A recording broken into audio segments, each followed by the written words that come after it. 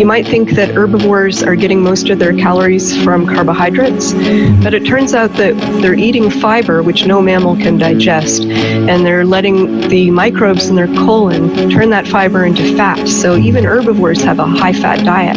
The only stuff that goes to the colon to rot is actually fiber, because we literally can't digest it, and we literally need bacteria to digest it, and that's what rotting means. Humans are unique among species in being able to become ketogenic without caloric restriction. If you look outside your window, how many of those plants out there can you eat? None of them, probably, right? But we had a few that we found that didn't kill us, and we bred them extensively. But even those ones have some level of toxicity. It's just low enough that we can tolerate it. Body-mind empowerment.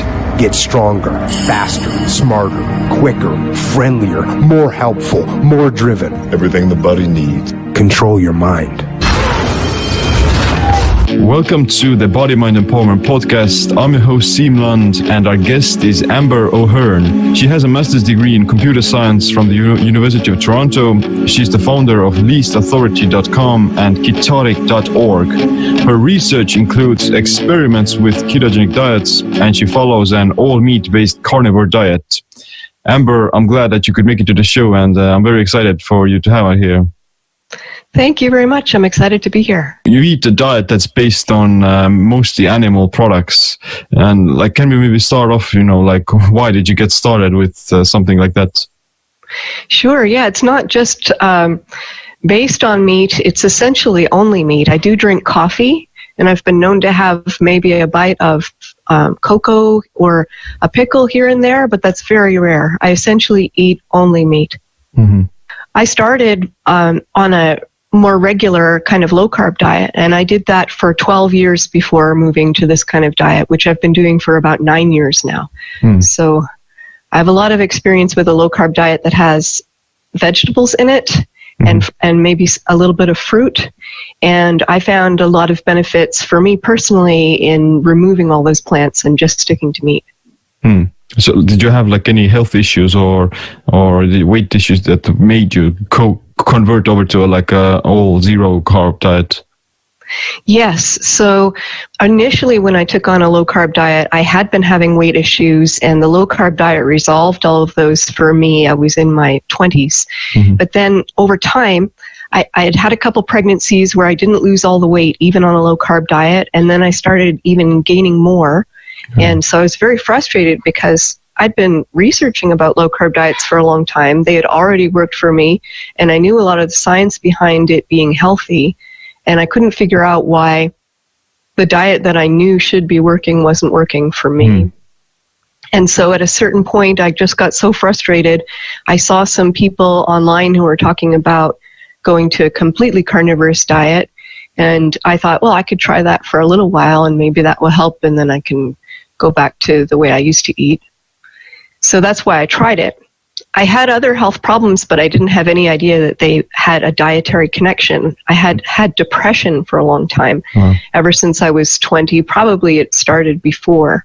And what happened was when I tried this all-meat diet, all of my depression symptoms went away. And at first I thought maybe it was a coincidence, and I didn't know if it was going to stay. But as I continued the all-meat diet, my problems with depression never came back. So that's why I've continued all this time.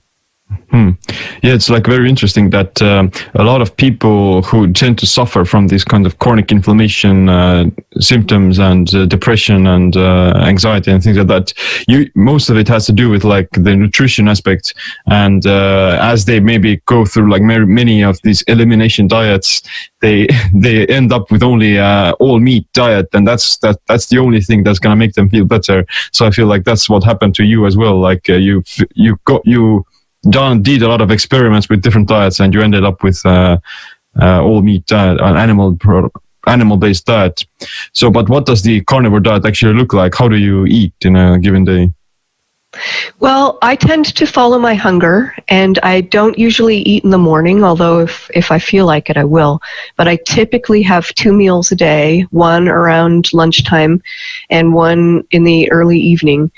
And those can be the same thing or a different thing. They could be something that is more of a traditional breakfast here, like bacon and eggs, or they could be a steak or a burger or a pork chop. I do eat chicken and fish and oysters and seafood, but if it gets too lean, then I would be adding some fat. So like you use like butter or things like that? Yes, I used to use butter almost exclusively, but over the years, from cooking so much especially if you cook bacon in the oven or pork ribs or beef ribs, they yield so much fat. I started using the lard or the tallow from the things that I was cooking, and I've come to prefer that even over butter. But do you feel like, do you react negatively to these, let's say like coconut oil or MCT oil? Have you tried those? I've definitely tried coconut oil and MCT oil because they're so ketogenic. And there was a time, I do drink coffee, and there was a time I thought it would be interesting to try the bulletproof style coffee with butter and coconut oil.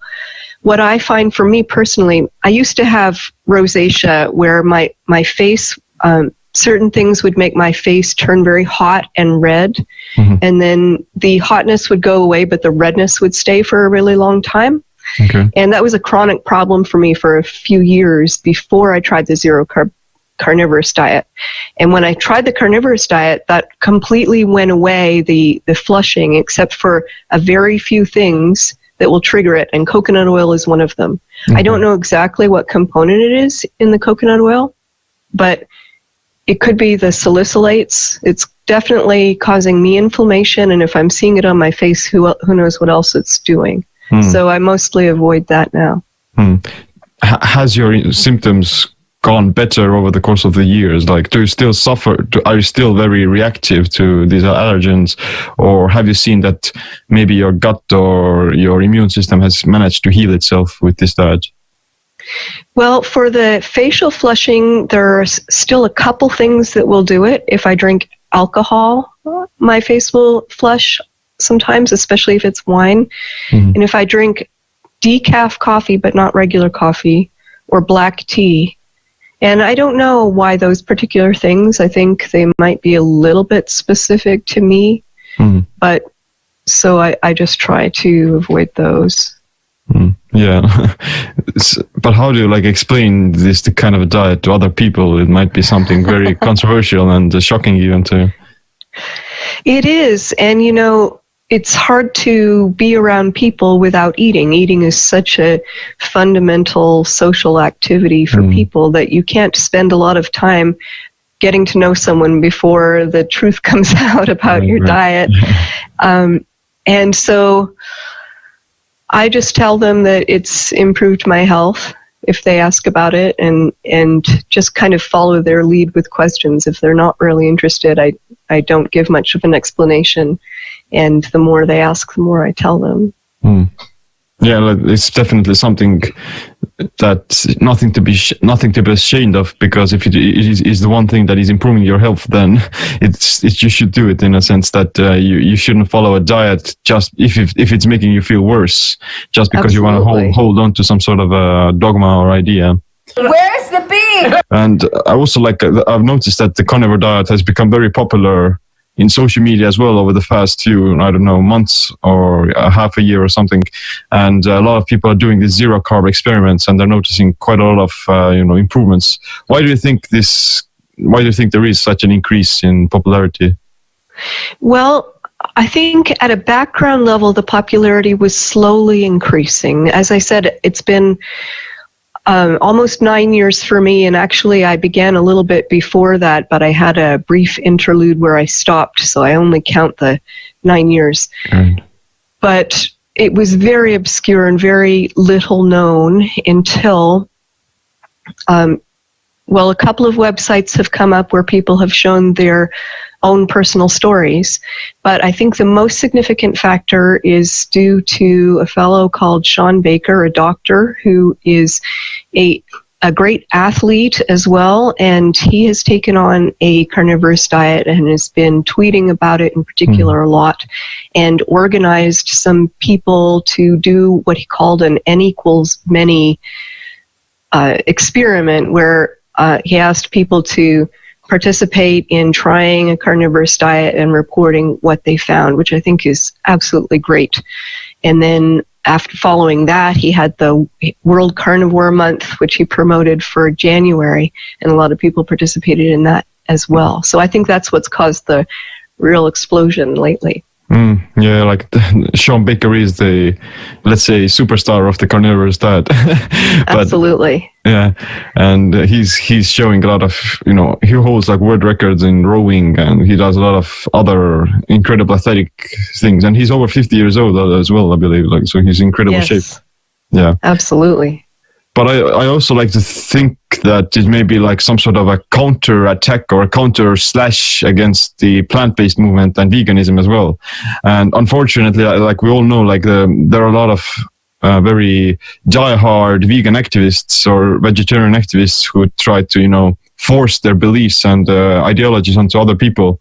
And, the problem, I have nothing against veganism. I love eating vegetables. I love eating meat as well. But at the same time, like the problem is that if you're trying to force someone to do something, then you can guarantee that they're going to try to do the opposite. And I feel like a lot of people who are doing like keto or the zero carb carnivorous diet, they're simply, backlashing at the vegan movement in a sense of trying to regain some sort of sovereignty and independence. Would you like to sample our vegan bacon? 100% meatless. There may be something to that. The interesting thing about veganism, and I have a lot of sympathy, I should say, for veganism because I was brought up vegetarian, and so I had a lot of bias growing up thinking that a plant-based diet was the best healthy diet as well. Mm-hmm. But the really active vegans seem to be motivated not so much by health, but by an ethical feeling about treatment of animals and the environmental concerns. Mm-hmm. And the health concerns are actually maybe secondary for many of them. Not everyone. There are definitely people who still believe that veganism is the healthiest diet for a human. Mm-hmm. I don't think that's tenable at all given our historical record throughout our evolution. Mm-hmm. But people do believe that. But the difference is, like you said, because of this ethical component that goes with it, there is a big motivation for vegans to feel like it's not only their private choice, but they must impose it on other people. And that could definitely cause people who don't want to be vegans to say, well, actually, no, I'm not going to do that. I'm just making sure no one ever has to eat this. Yeah, like I totally agree with you. Like it's not a lot, like we mentioned earlier, like a lot of people tend to make their health suffer just because they're sticking to this one way of eating, and they're actually doing a lot of damage to their body. And like I'm also like I have a degree in anthropology, and I'm very interested in the evolutionary nuances of nutrition and ethics in general as well. And there is indeed a lot of evidence showing that one of the biggest contributing factors to the growth of our brain and cognition was that we started to cook and eat meats. And that gave us more calories. It decreased our gut size. It allowed our brain to increase. And there's this it's very correlated with that. And it's called, like in anthropology, it's called the expansive tissue hypothesis. Do you know like any other similar findings that show a similar way that what kind of nutrition influenced our cognition? Yes, so the expansive tissue hypothesis doesn't even need cooking initially because all we needed was access to fat. Our pre-human ancestors were herbivores, and herbivores, you might think, if you didn't study it, you might think that herbivores are getting most of their calories from carbohydrates, but it turns out that what they're doing is they're eating fiber, which no mammal can digest, and they're letting the microbes in their colon turn that fiber into fat. So even herbivores have a high-fat diet. And like you said, in the expansive tissue hypothesis, what those researchers wanted to explain with the hypothesis is the fact that two things happened at the same time. Our brains grew very large, and our guts shrank tremendously. And the idea is that we didn't have enough energy to support the tissue of both all of that intestinal length and the brain at the same time. So we gave up much of our gut in order to support the brain. But the thing that a lot of people don't think about when they see this is that if you give up that intestinal tissue, you no longer have the ability to host enough microbes to get all your energy from fat that comes out of fiber. And in the Paleolithic environment, you couldn't get vegetable oils, and you couldn't get carbohydrate to a big extent because it was mostly tied up in very fibrous vegetables. Even the roots that we have today have a lot more available starch than we had then. And critically, if we didn't have fire, we wouldn't have been able to get most of even the glucose that was tied up there. Right. So basically, the only real possible alternative was turning to meat to get animal fat directly for energy. And then at the same time, the meat had critical nutrients for brain growth that we can't grow a brain without. So for example, iron and iodine, certainly B12, vitamin A and D, selenium and choline, they're all critical for growing a brain with the cognitive abilities that we have. So it just doesn't make any sense at all to imagine humans developing without a great dependence on meat, even before cooking happened. Yeah, like you need those fat-soluble vitamins, and even like children who are growing infants, if they drink like breast milk, then they're getting those fat-soluble vitamins, and it comes to show that these are like very vital part for overall childhood development, brain development as well. And I also like to think like it's important to remember that it was probably some sort of a mixture of things that allowed our brain to increase. Well, maybe like we developed better tools, we started to hunt better. During the hunting, we built social cooperation. We ate more meat. We got more fat, we got from more calories, and it's very difficult to very pinpoint exactly where this kind of a cognitive revolution happened.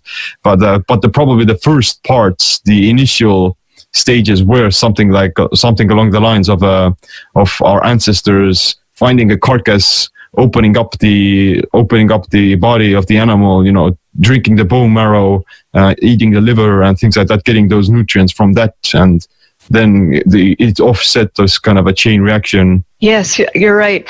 It's definitely a lot of things mutually reinforcing each other. And I do think, as you said, that we began as scavengers and our hunting developed later after we initially started getting that nutrition from leftover things that we found from other hunters. Yeah, right. And those foods are the most nutritious sources of, calories as well, like bone marrow, organ meats, and those things. We rarely eat those anymore, but they're the most nutritious. It's a shame. Yeah, I got to try brain very recently for the first time. It's very hard to get here in America. Most places don't sell it. But I tried it recently, and now it's my favorite food. Yeah, I usually most of my organ meats come from either liver or these gelatinous tendons and bone marrow, and those are very delicious.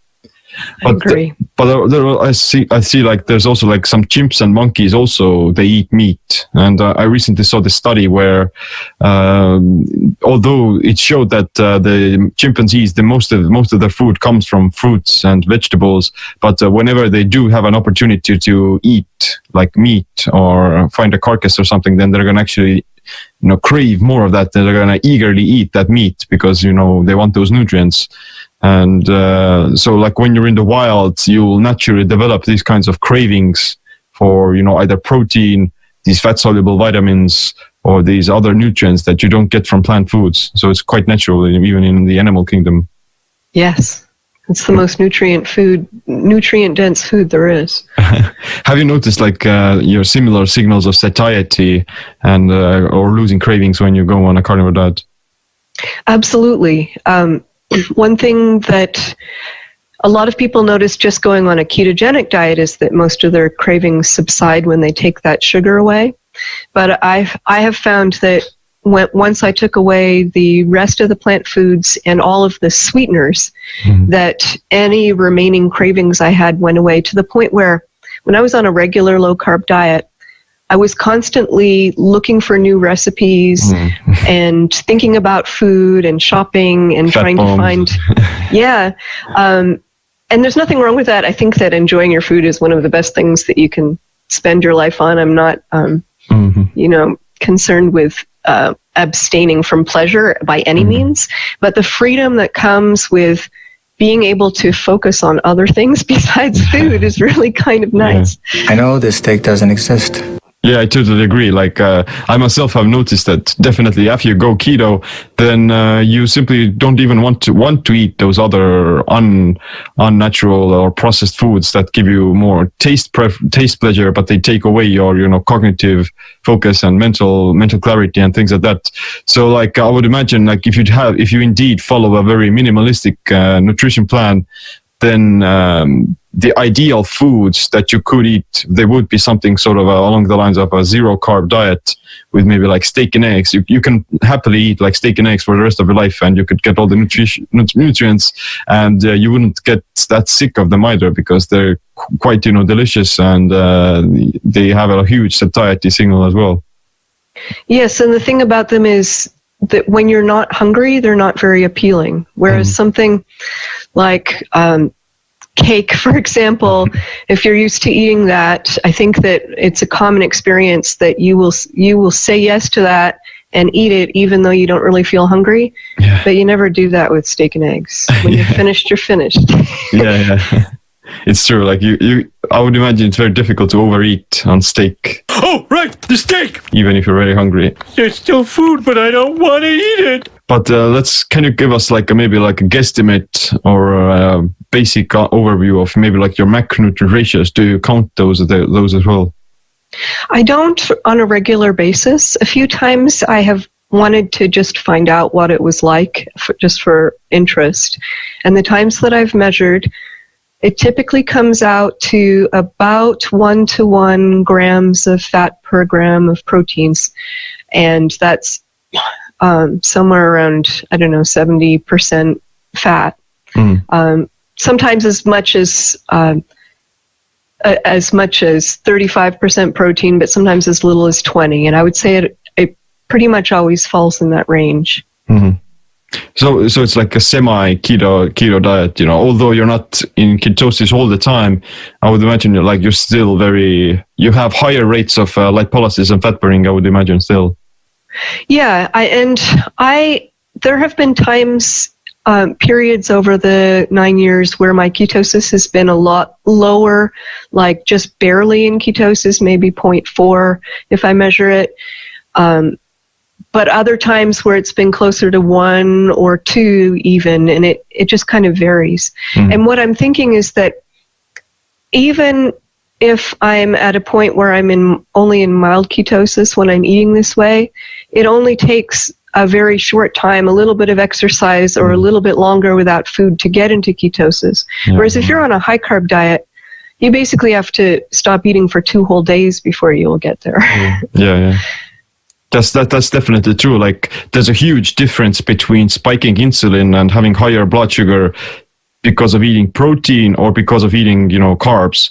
Your body is already very geared towards burning fat and ketones, and it only takes skip a meal or do high intensity exercise for just a few minutes, and you'll be in deeper ketosis right away on the lower your glycogen stores already are. Exactly. So there's a huge difference there. But I would imagine that it's not 100% zero carb diet either, because muscle tissue, it has some glycogen in it, so which is like stored carbohydrates. Do you know if there is any way of quantifying or knowing how that glycogen would get metabolized if you eat it? Yeah, what actually happens with the glycogen, as soon as the muscle or the tissue is killed, the all of the glycogen gets used up by the muscle trying to stay alive, and it gets turned into lactate.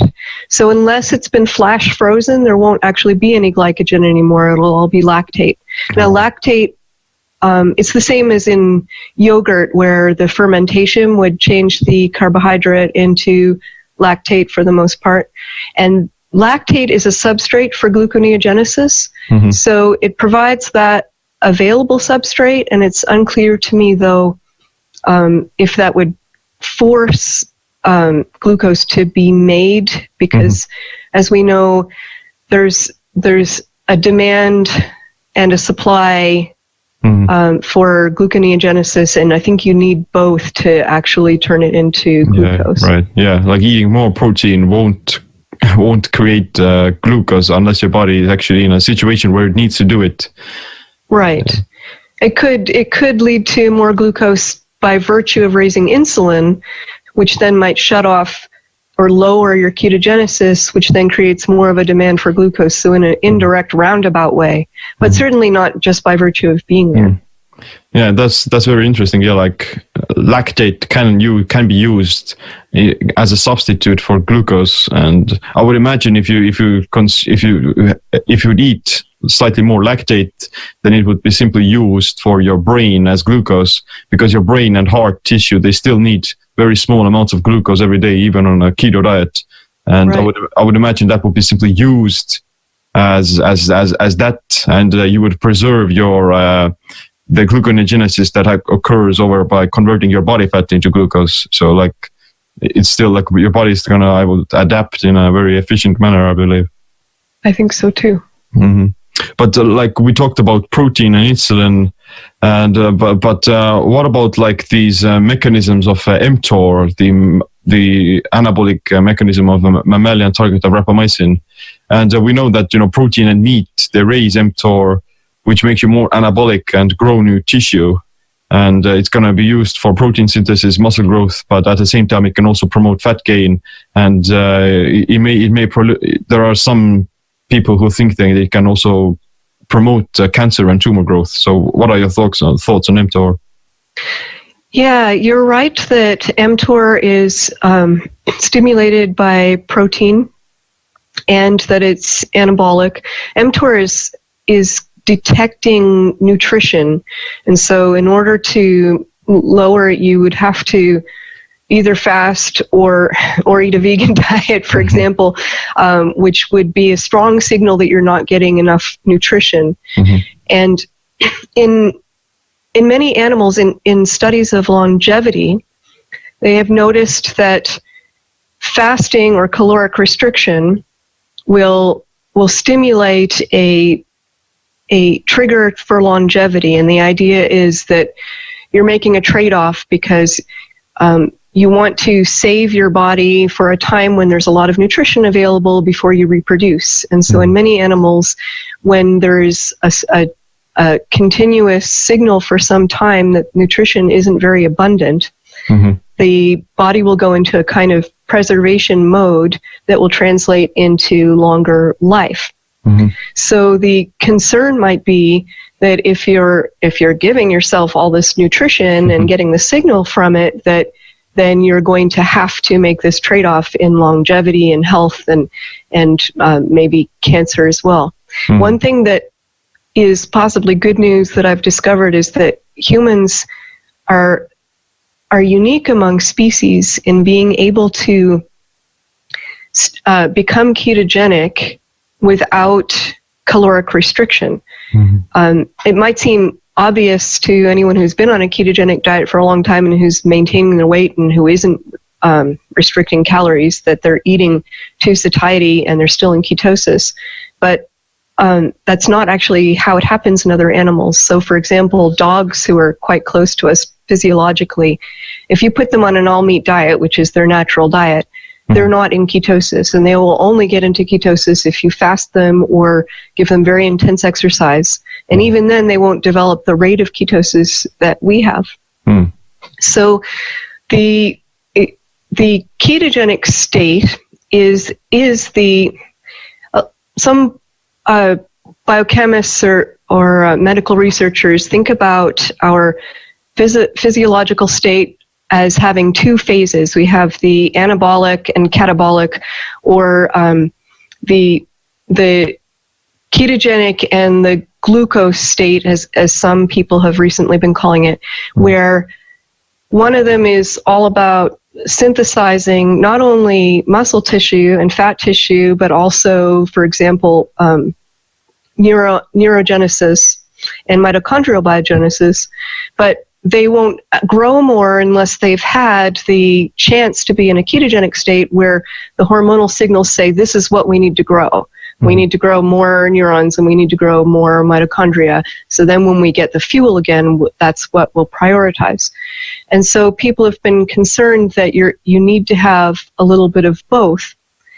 And in humans, we have this unique ability to be both ketogenic and fully protein replete at the same time.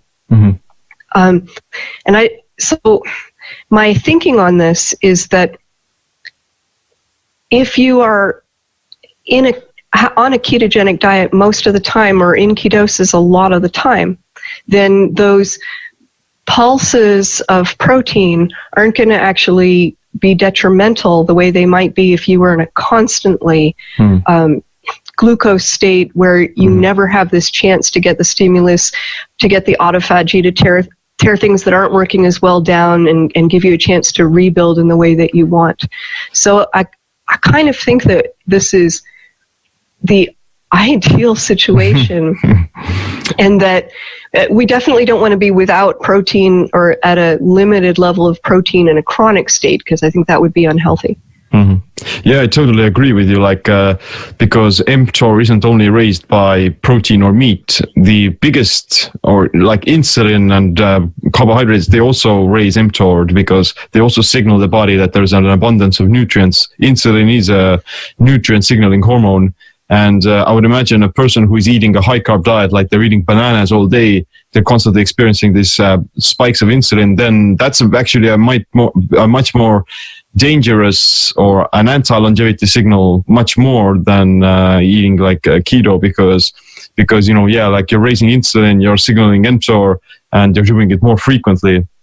And the problem with these high carb diets as well might be that you experience less fasting and you experience less ketosis overall. On a keto diet, you're already in a very semi-fasted state, even if you are having an ordinary keto meal, and you also like experience less hunger. You're gonna spontaneously skip more meals. You're transiently in deeper ketosis all the time, and that's going to raise these other autophagy benefits, and it's gonna lower mTOR by default. So that's like you mentioned, it is like, I believe, like a very ideal situation in this sense that the mTOR is gonna have like a less of a negative effect in terms of longevity.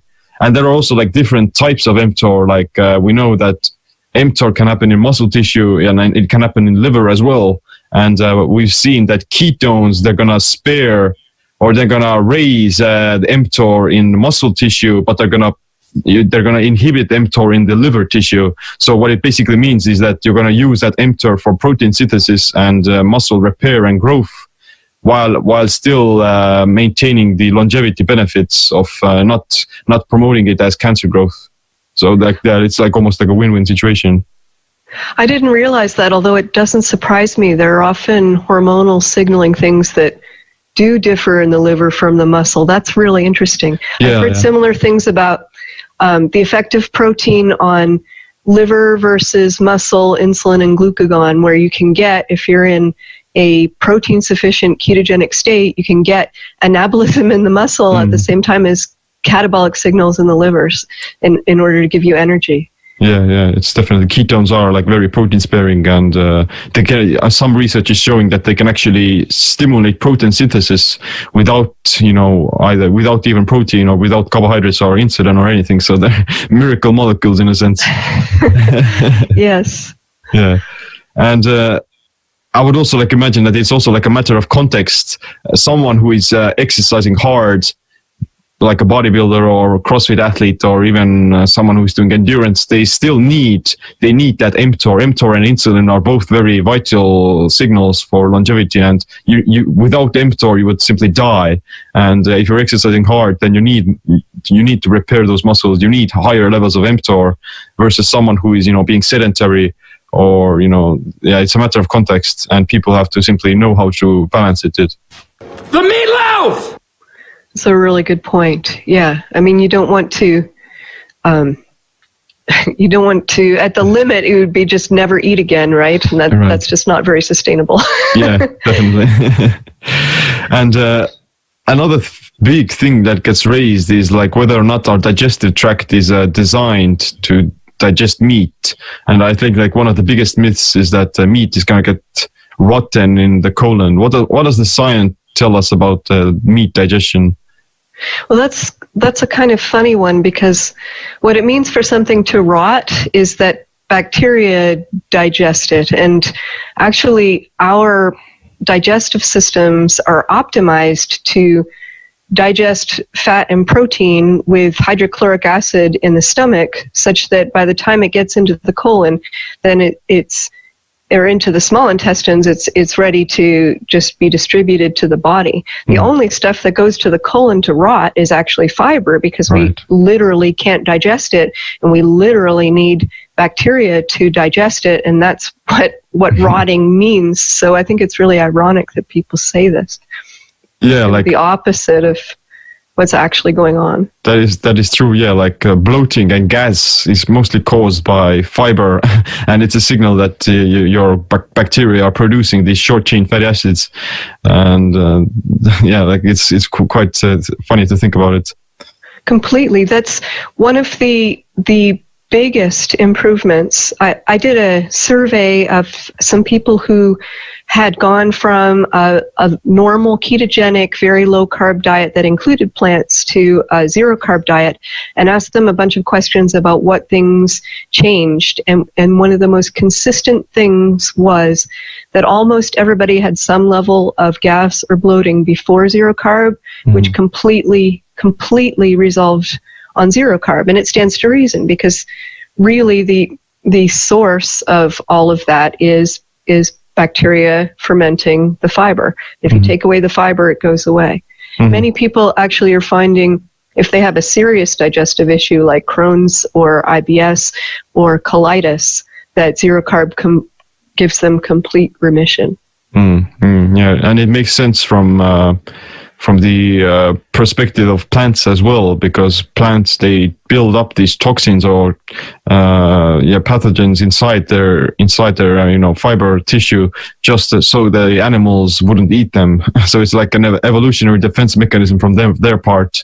And like people who like a hunter-gatherer who would eat some sort of a plant, then they would simply get sick and not eat it. So it's natural selection in a sense, but people in the modern world, they have access to these more plant foods more frequently as well.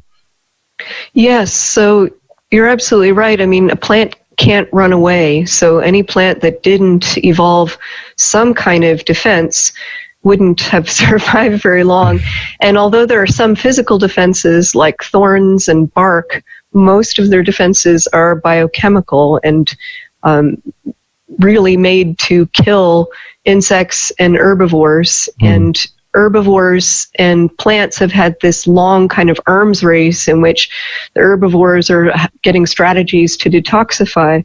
One of the main strategies is to eat a wide variety of plants so that you're not exposed to one toxin too many times. But the vast majority of plants, if you look at them, like you look outside your window, how many of those plants out there can you eat? None of them, probably, right? And we had a few that we found that didn't kill us, and we bred them extensively, but even those ones have some level of toxicity. It's just low enough that we can tolerate it. Or maybe we bred some of it down, because usually the toxicity, not always, but usually is associated with a bitter taste, which is part of our evolved defense system to say, oh, don't eat that. And so the more we bred out the bitter, we've reduced some of the toxicity, and fermenting it can reduce some of the toxicity. It's kind of like taking the gut system that the herbivore has, and doing it outside of your body in a vat, put the bacteria in, break down some of those toxins. It's never 100%, but it does help somewhat. Yeah, it's funny that you mentioned that these plants that have these toxins, they're bitter, and the bitterness is also in general is an indication that it's going to detoxify the liver. And what I would imagine is that we still know that there are some beneficial compounds in plants as well, like these polyphenols and flavonoids that have a longevity benefit, and they're going to boost the immune system. So maybe there's this sort of a small hormetic response in terms of consuming these polyphenols and making your liver and making your immune system more robust in a sense against these toxins, and it has like a small hormetic effect maybe.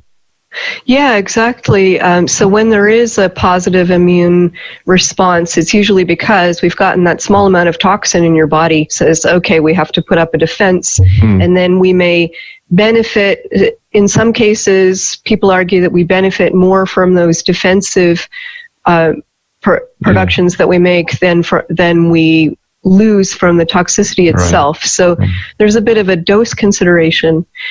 Another thing that I learned recently, and I may be misquoting, but I'm pretty sure that many of those bitter polyphenols actually cause signals in the body that would inhibit mTOR.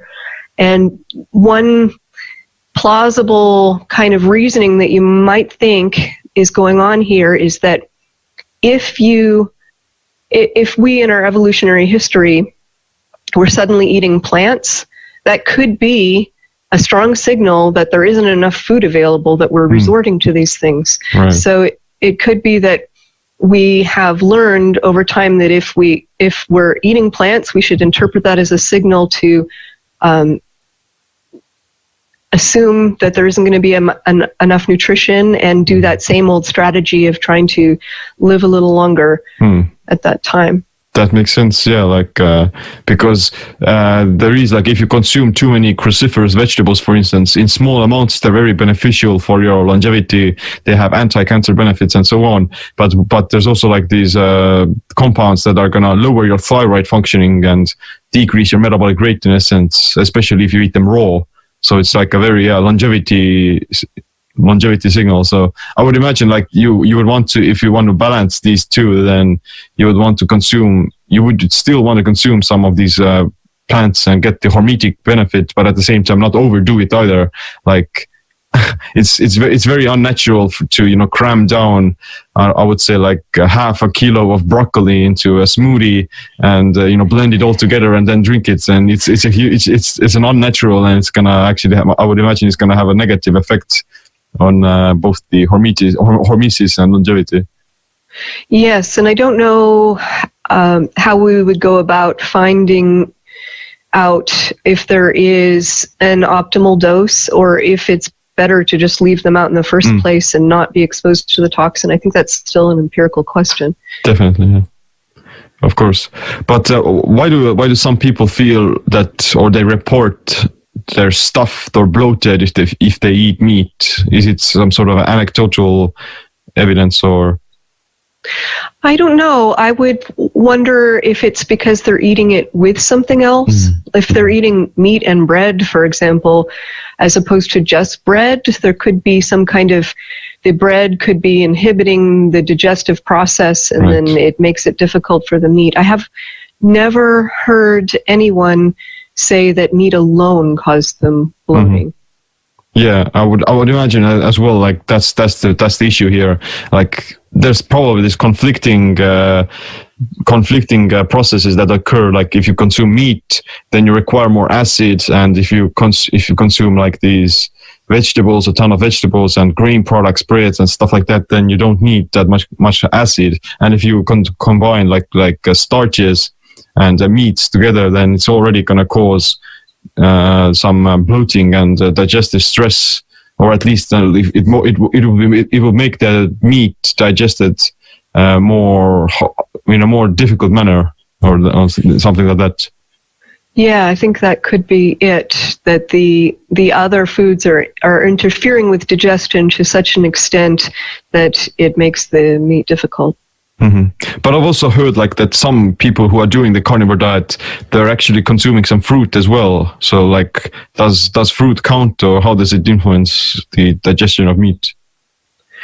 Fruit's interesting. And from a toxin perspective, we would expect that to be the lowest toxicity, because most fruit is produced in order to attract animals that will swallow it whole and then distribute the seeds, so birds and bears, for example. And so there tends to be less toxicity, although they have to keep the toxins up there to make them not edible until the seed is ready. So there's always going to be some residual toxins. And so if I were to take a wild guess at what plant matter would be the safest, I would probably say fruit. But I don't actually know what effect adding fruit to a carnivorous diet would have in terms of digestion. I haven't experimented with it at all or heard about people experimenting with it. I'd like to hear more if you get more anecdotes about that.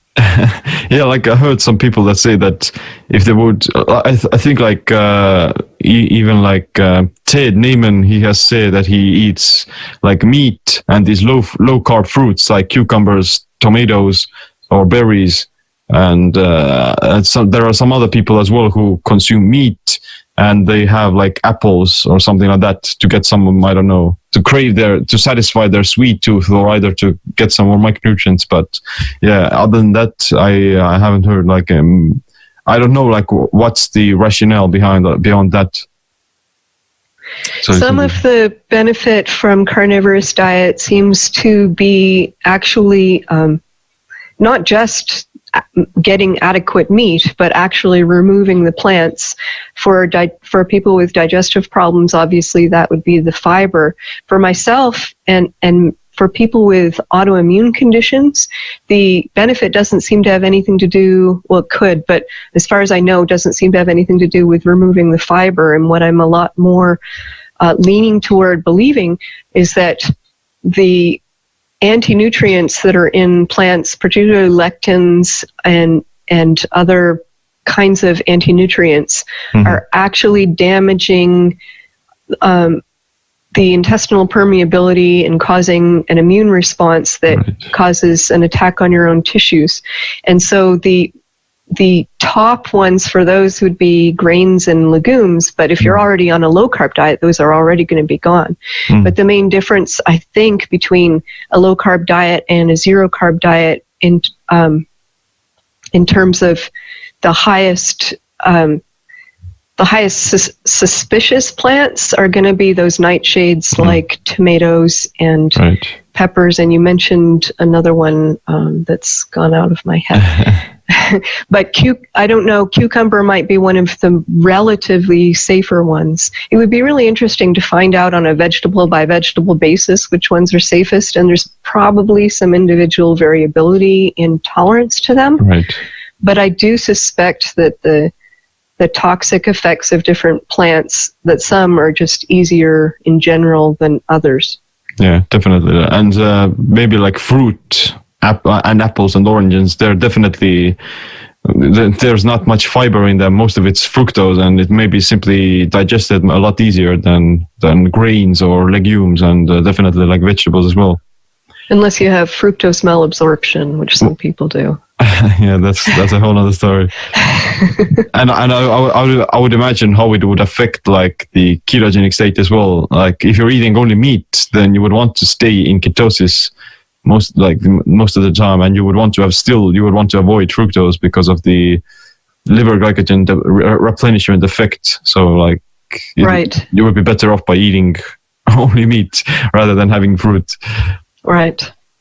But like, what's the role of fiber? What's the deal of fiber then? Like people say that it's very healthy and you need to eat your fiber. Like how does that work on a carnivore diet? Well, the reasons historically that people have thought that fiber have been good for you, I think it started with Burkitt, who was looking at some indigenous people, forgive me, I don't remember where, but he was trying to figure out why they didn't have the digestive problems like diverticulitis that people eating Western diets did. And one thing he noticed was that their diets were higher in fiber, and so he postulated that the fiber was the difference. Mm-hmm. Of course, as we've already discussed, if you have a digestive problem, actually removing fiber is one of the best things that you can do. The fiber is very, very irritating. So that hypothesis doesn't really stand up very well. A second idea that came along later was that the fiber is going to reduce the blood glucose load of your food, and so it's better to have higher fiber in your diet. But the whole premise of that is that you're already eating a high-carb diet. Mm. And so, of course, if you replace some of the refined carbohydrates with fiber, then that's going to be better because you're not going to get as much glucose load. Mm-hmm. But for someone who's not eating a high-carb diet, that hardly has it has no relevance, right? Mm-hmm. And then the third, now very popular idea is that you need fiber to feed the microbes in your gut. And, of course, no one would argue that having a healthy gut microbiome is important, but we really step beyond the bounds of our evidence when we talk about what a healthy gut biome consists of. We have a whole bunch of associational studies that say in high carb dieters, these strains are associated with health, and these strains are associated with these other conditions. Now, obviously, there's a big flaw in that, because when you take out the high carb, you're going to have a completely different gut biome, and there's no reason to presume that we should have the same strains. And then the other consideration, you know how we talked about fermenting food to try to deal with the naturally present toxins and fibers that are already there. Well, I think that a lot of the benefit, insofar as there is a benefit that people are seeing from taking probiotics, for example, if they're eating a lot of vegetables, then you need to support strains that will help break down those vegetables. Mm-hmm. And if you don't eat them often, then those strains will naturally go away. Mm-hmm.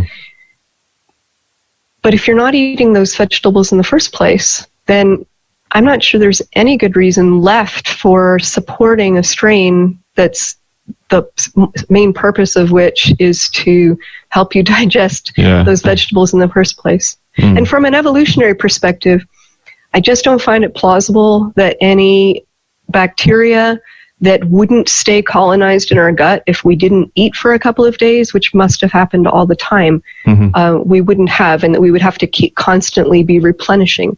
So I find the whole theory a little bit shaky.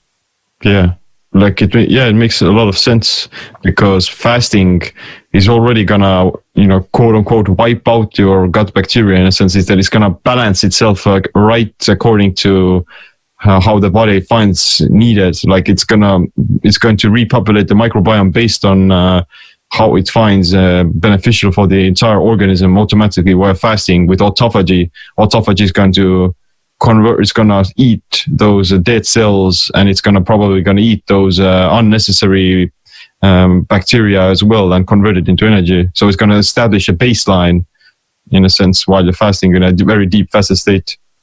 That's right. And then if you think about other carnivores in the world, like felines, for example, they're not eating fiber, and that doesn't give them an unhealthy gut. So you got to think about that too, in terms of what's actually needed.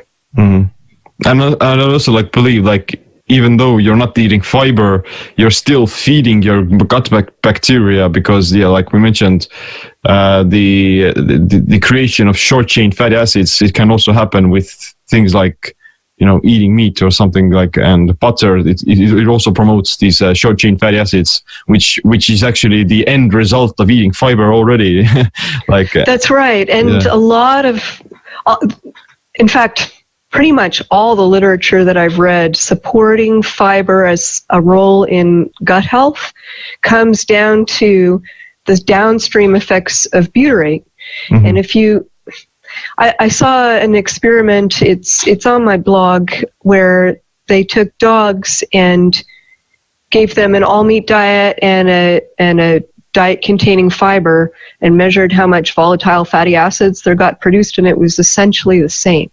So we obviously don't need that for butyrate, and if we don't need it for butyrate, and butyrate is the main concern, then the argument disappears. Yeah, like the gut bacteria, the healthy good bacteria, they want the butyrate, not the fiber, in a sense. And you can maybe simply take out the middleman, which is plant fiber, and then you're gonna have less digestive issues, or at least lower your carb intake, lower your fiber intake, and reap the benefits of the short-chain fatty acids without the inflammation. Let me tell you something, brother. Let me tell you something, Mr. Broccoli. But one thing I do have noticed is that the studies done on people who are living in the blue zones, the people who have exceptionally longer life rates and they live past 100, they have like a very robust and diverse microbiome, in a sense that they're not vegan, they're not paleo, they're not keto, and they're not carnivorous. They eat like a very wide variety of foods.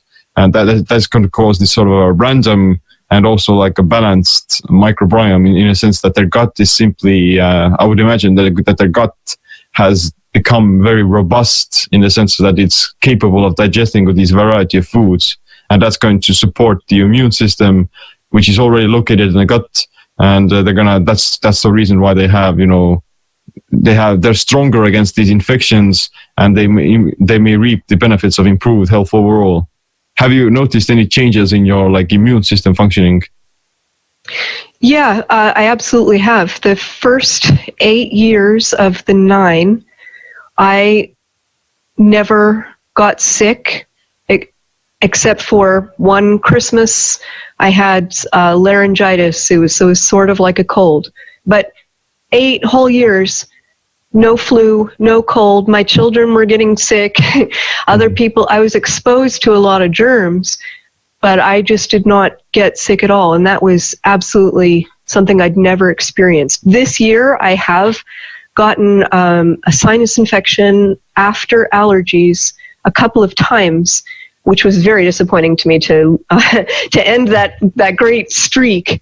But even if you count the number of times I've been sick in the last year and spread that out to the 9 years that I've been a carnivore, it's less than any other period of time in my entire life. Yeah, it's quite interesting. Yeah, but have you tried eating these fermented foods as well? Because the fermented foods they're easier to be converted into butyrate and short-chain fatty acids. Have you noticed? Have you experimented with like sauerkraut or kimchi? Or you mentioned that you eat a pickle, but anything like that? If I eat one of those, just like one and then don't do it again, it doesn't seem to have any detrimental effect on me. The effects that I'm looking for in particular are mood effects, and I know that in the early days of my experimenting with carnivory, one thing that I came across was the GAPS diet. I don't know if you know of it, but it comes in a couple of stages, and the theory behind it is that it's supposed to heal your gut, and that's the cause of the disease. And so they have the first stage where you eat only broth, and then the second stage you add the meat from the broth, and then the third stage you add fermented foods like sauerkraut. Mm-hmm. And so I thought, well, maybe this is what I'm going through, so maybe I should try this. And when I added the fermented foods, I started to have mood problems again. Mm-hmm. So that was a long time ago. I haven't tried it again recently, but my feeling is that fermented foods, that I still have some problem with fermented foods. It could be the histamines. That's something we haven't talked about, but there are biogenic amines in fermented foods and in aged foods. So hard cheeses and salami. And, when we were talking about how my face would flush in response to coconut oil and decaf coffee, if I eat a lot of high histamine foods, the flushing will either start to come on its own or will come much quicker in response to other things. Okay. And so I think there may be a component of histamine intolerance in my particular issues that some people might also find interesting to look into. Wow, yeah, that's very interesting. Yeah, and so it's very, very individual based. But do you take like any supplements, or are you getting all of your nutrients from just steak?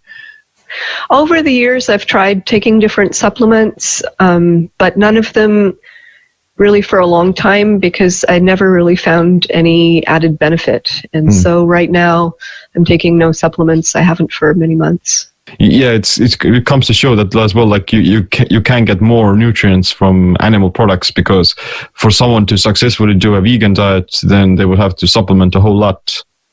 Yeah, absolutely. Vegans have to be very careful, and I think it's only in the most recent few decades that you could even sustainably be a vegan because of access to certain nutrients that just wouldn't have been available in a packaged form until quite recently. Yeah. There never was an all vegan hunter-gatherer tribe or something that voluntarily went vegan in a sense. No, absolutely not. And I just don't think it could go across more than a generation without failure to thrive. Yeah, that's true. But where do you get your meat from in the sense, like how do you source it? When I first started out, I was in a much more compromised financial position, and so and I also didn't know a lot about meat, and so I just got all my meat from the conventional grocery store, and that was enough in and of itself to completely heal the problems that I was facing. And so I think that's a viable solution. Of course, the longer I've been eating this way, the more I care about the sources that I'm getting from being, first of all, sustainable from the point of view of the farmer, and that treat their animals well, because I do actually care about animals, even though I do eat them. I don't think that those are in opposition. And also, I've come to believe that there can be advantages just from my own selfish perspective in meat that's been raised where the animals had more opportunity to be on pasture, getting sunlight and getting more of the natural range of nutrition that they evolved to get. So I these days I only buy eggs from hens that have been raised on pasture. I get a lot of my pork is pastured, and I'm more inclined to buy regular beef, just because it's been very difficult to find pastured beef that is fatty enough for me. And I'm just not willing to buy a piece of steak that isn't marbled. I also believe that grass-fed steak or wild game, it's gonna have less fat tissue because they're so lean, and you would want to have actually fattier pieces of meat when you're doing keto and things like that. And also there's actually some trends where the grass-fed cow is actually going to be fed. They're going to be fed grass most of their life, and like a few months before they're going to get slaughtered, they're going to be fed like grains and corn, in a sense, to fatty them up and build up this marble in their fat tissue. So that's right. And it's not as different as they make it sound when they just say grass-fed and grain-fed. That's really quite misleading.